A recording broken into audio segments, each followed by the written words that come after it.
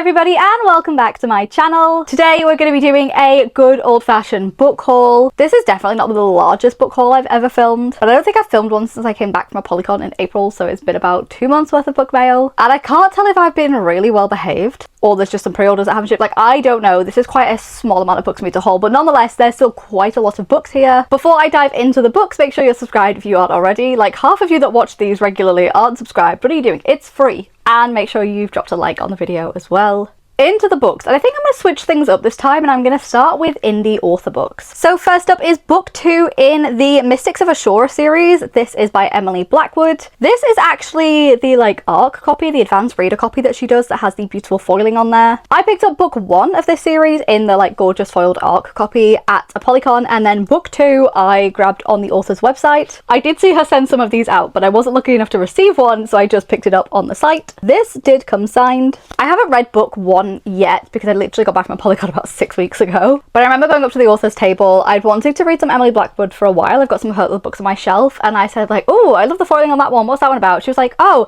it's like dystopian. I was like, sold. I'll take it. So this series I am really looking forward to getting into. I've been in such a dystopian era, so having something that is spicy dystopian, and wait till I show you guys some of this artwork.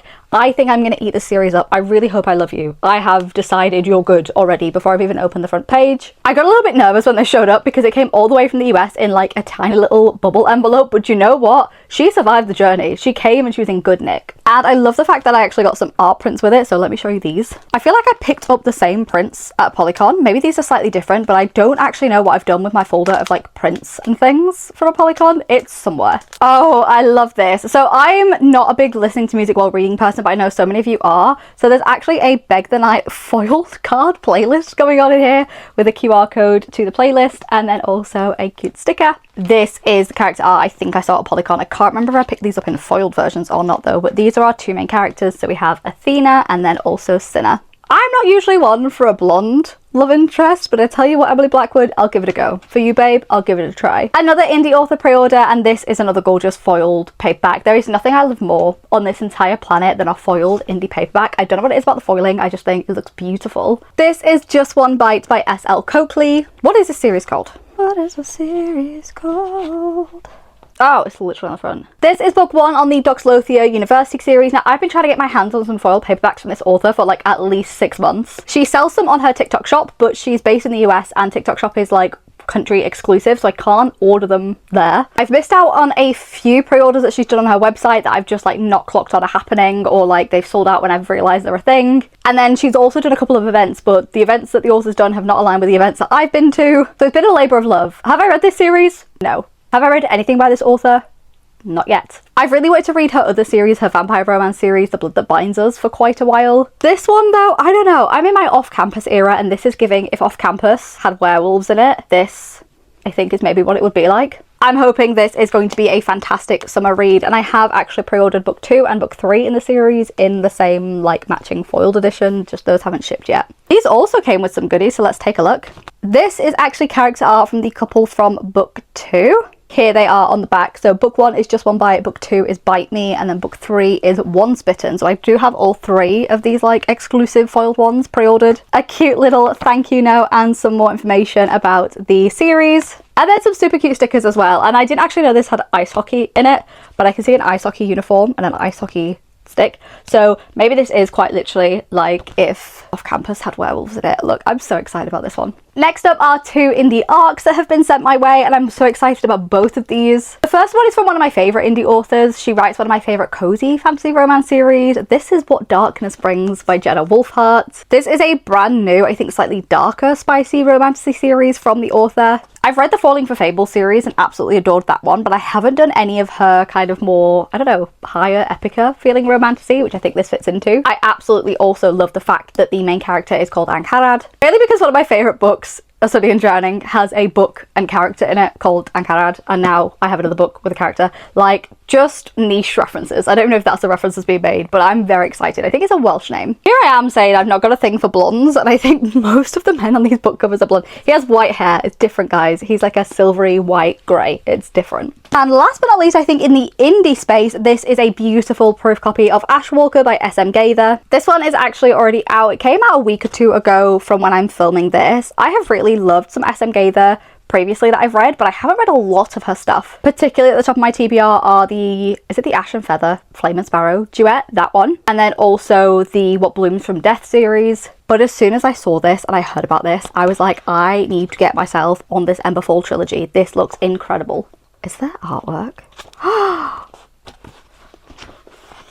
Don't mind me, guys. I've just realised that there's artwork in here. This is the piece of art that made me want to pick up this series. I don't know what it is. Like, there's just something happening in this piece of art. Let me show it to you. I don't know if they're crying. They look down on their look. She's explaining something to him, or she's trying to pick, like, both of you. I love both of you. I don't even know who you are yet. But I've been wanting to dive back into SM Gaither, and I thought, you know, what is a better opportunity than grabbing her brand new release. Next on the list is a couple of proof copies that have very kindly been sent to me by some publishers. I have had this one, I think the longest of everything I'm going to show you. I can't remember if I included this in my last haul, because my last haul was my Polycon one, so I wouldn't have included it in that, and I think the last haul before that was about a month beforehand or 6 weeks beforehand, so I don't think I had this at the time I filmed that last normal haul. On that note, there is definitely stuff I'm missing out of this haul, because 100% there's stuff I've had in the time between I filmed the last normal one and now, but I've just forgotten what they are, so I've just done the books I can think of. But if you see anything new on my shelves, let me know. This is a beautiful proof copy of Daybreak. This is the second book and the final book in the... oh my god, what do they call this series?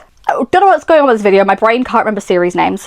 What are you called? Sorrow Song University. Oh my god, I was like, I've literally just talked. Anyway, the Sorrow Song University duet. I absolutely adored Nightshade. I read it when it was indie. I reread it when it was pubbed. I cannot wait to get my eyeballs on this gorgeous copy of Daybreak. The only reason I haven't read this yet is because I want to go back, do a reread of Nightshade, because it has been some time since I read that book. I feel like I read it right as it released. So when I dive back into that, get myself re-familiarized with his thighs, and then we're going to dive straight back into book 2.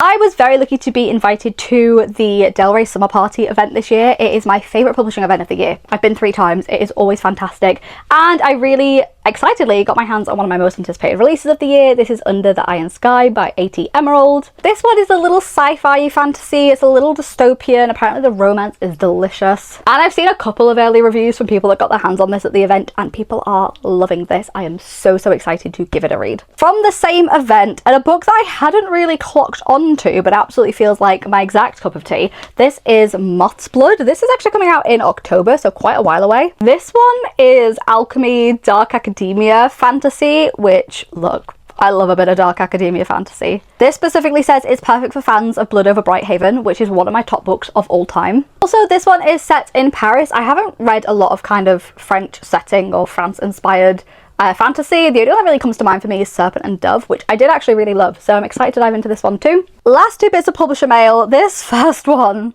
came like literally a couple of days ago, and I am so excited. This is Prince of Swords by Elise Kova, which is book 2 in the Arcana Academy series. I loved Arcana Academy so much. In fact, if you've not been here before, I'm a huge Elise Kova fan. I've read a lot of her work. I always love it. My favourite is maybe the Trial of Sorceress series. That's definitely my favourite in the like Air Awakens world. I do also really like Married to Magic.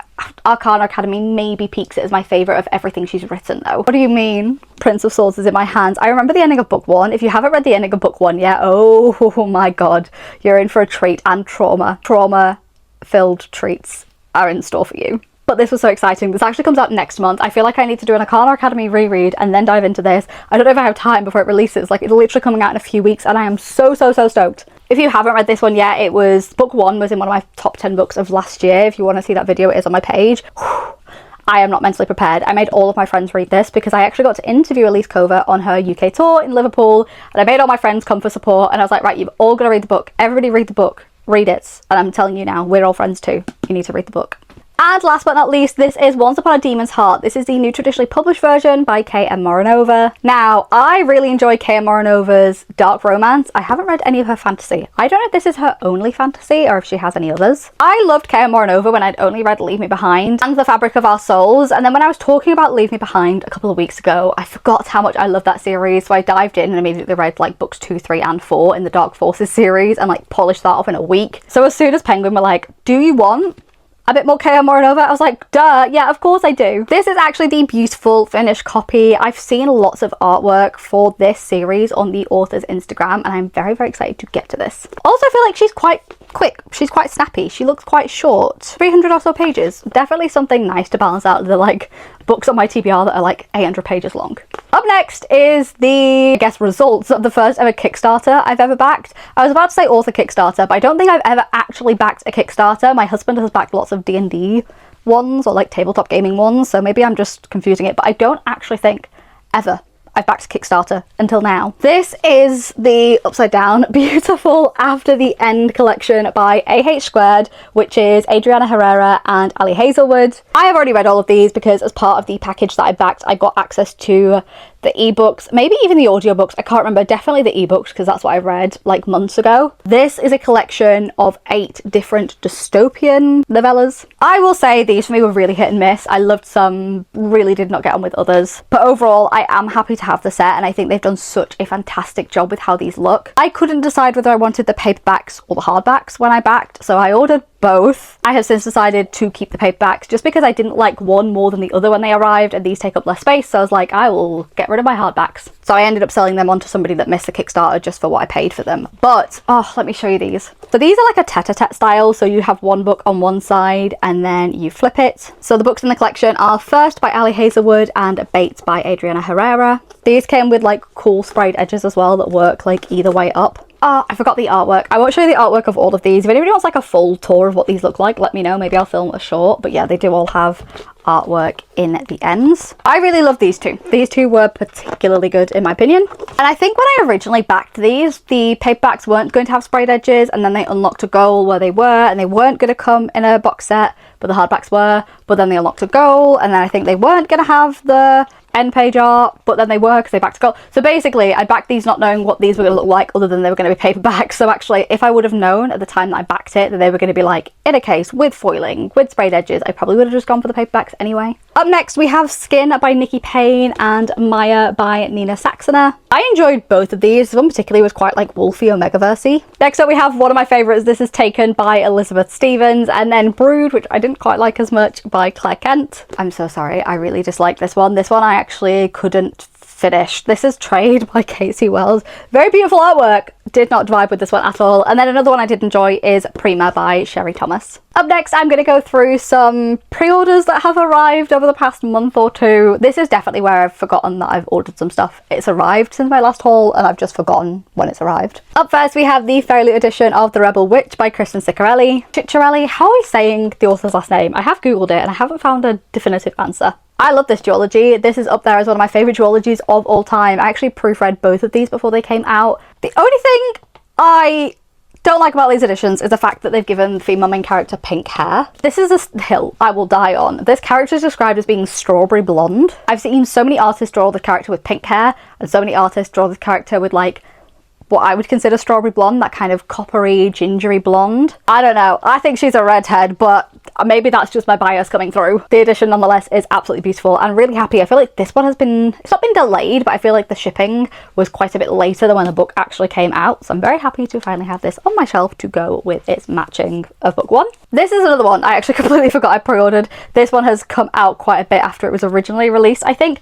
By quite a bit, I mean like 6 months. This is Holly by Adeline Grace. This is like a bonus novella, extra content to the Belladonna series. And I have the FairyLoot edition of the other 3, so I had to pre-order this one as well. I haven't actually fully looked at this yet. Oh, beautiful. All of this is gorgeous. I'm glad I pre-ordered it when I did. This is really beautiful. I haven't read it yet. I'm maybe thinking about reading this towards Christmas because I think it is Christmassy in tone. I haven't been waiting for these for very long at all, but because of how much I love this series, it feels like I've been waiting forever. This is Thorns and Fire and Silver and Smoke by Helen Scheurer. These again are the beautiful FairyLoot editions. Now, if you've been here before, you might know that I like The Thesmar World by Helen Scheurer just a little bit. Totally not my main personality trait or anything. And I tell you what, these editions have grown on me. My favourite thing about them is how they've got the like fake books, you know, like where they mean like they're a book cover underneath that looks like a different book that isn't Thorns and Fire. You like, these are potions guides. Like, that's what they look like. Does any of this make sense? You know what I mean. But I love this series. I do prefer of the two of them the original Blood and Steel Legends of Thesmar series, but Ashes of Thesmar was good too. Ooh, hello, Torge. And then book 3. These have definitely grown on me now that I have all 3 of them. I don't know, when I first got book 1, it was very beautiful, don't get me wrong, but I was like, oh, I was expecting it to be red or black. I don't know. And it was like mint green and it had flowers all over it. And I was like, I don't know. I was kind of expecting this to be a bit more like dark considering the book, but actually it has grown on me. And as I said, I quite like these like alchemy books that they've got the design of on the back of here. Next up we have a Waterstones pre-order, and this is a signed exclusive edition of Kissed by the Gods by Katie Rogan. I have only recently just seen the Goldsboro edition and oh my god is that stunning, but I think they've sold out, so I'm going to be keeping an eye out for that on the secondhand market. This one is nice. This one is beautiful. I don't feel like it's the best edition of this book out there, but I'm very excited to read it, and I don't have any other copy. I have the indie paperback, but I was like, you know what? There's nice things happening on this book. I'm going to grab it. And I'm glad I did. So I at least have a beautiful version of this book. I'm very excited to read this one, but I don't know whether to just wait until like closer to book 2 coming out, because I just have so many unfinished series right now. Let me know. Have you read this? If so, should I be prioritizing it ASAP? And last but not least, I have a couple of kind of standard paperbacks or standard editions of books that I've picked up just to add to my shelf because they're books I want to read. First one, okay, hear me out. This one's a non-fic, but it's a cookbook, and that's the only non-fic I really own. I have been for, I want to say about 8-9 months, eating pretty much exclusively from the Emily English cookbooks. She has a new one out. This is Emily English's Express cookbook. Everything's supposed to be done in under 15 minutes.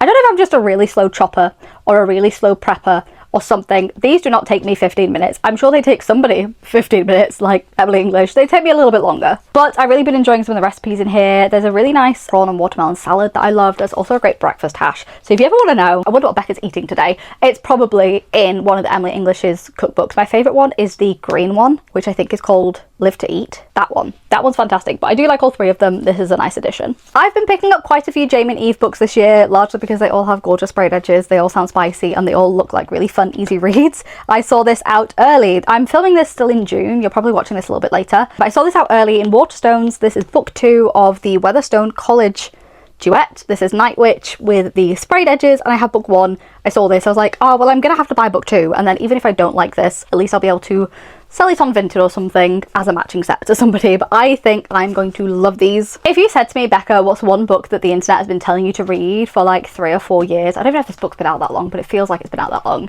and you haven't, and you just haven't, and you don't have a reason why you haven't, but you don't own any copy of it, and you just haven't read it, it would be The Road of Bones by Demi Winters. This is book 1 in the Ashen series.